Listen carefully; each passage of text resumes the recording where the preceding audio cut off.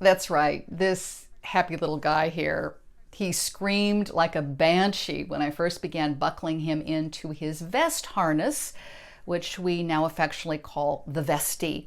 So here he is in his vestie.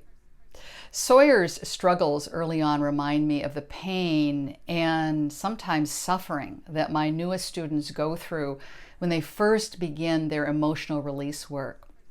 And let me say more about this. The approach to release difficult emotions is straightforward and simple enough, but it is not easy. And it's not easy because it brings people face to face with their self-limiting patterns and behaviors so that they can change them. And there's this term, ego death or ego dissolution, that's a familiar term used in psychedelic culture. And it describes what happens when someone is on a psychedelic trip and has a difficult trip, another psychedelic term, which simply put forces the mind or soul to a tipping point where the mind or soul metaphorically detaches from the body, and that process is what makes a difficult trip difficult. And it can be deeply transformative. And there are other experiences that people can have that induce this as well, like deep meditation and breathing practices, which emerge from wisdom traditions and are important tools in my emotional recovery work. So, what is the ego? Well, in simple terms, think of it this way. It is everything you've ever been told and shown about who you are, how things work, and what actions and reactions are adequate. Throughout your development, all of these external voices, and perhaps many of them telling you in so many words that you're unworthy.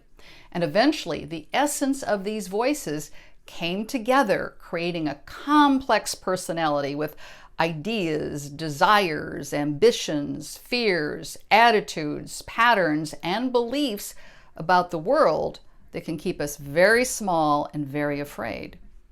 And these thought constructs can be blown out of the water when we start doing this inner work on ourselves. And that ego death or dissolution is the pain we feel of all these thought constructs lifting.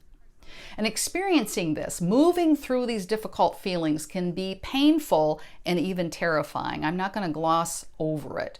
This is what the term dark night of the soul is describing.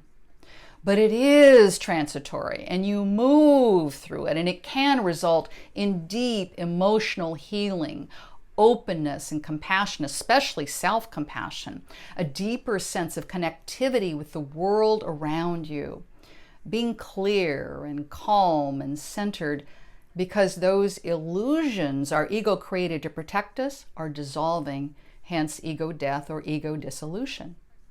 This is the realm of trauma releasing, but it's a process, and I bring it back to my little dog Sawyer and his struggle with that vestie until he surrendered to the process and emerged enjoying life like he never enjoyed it before.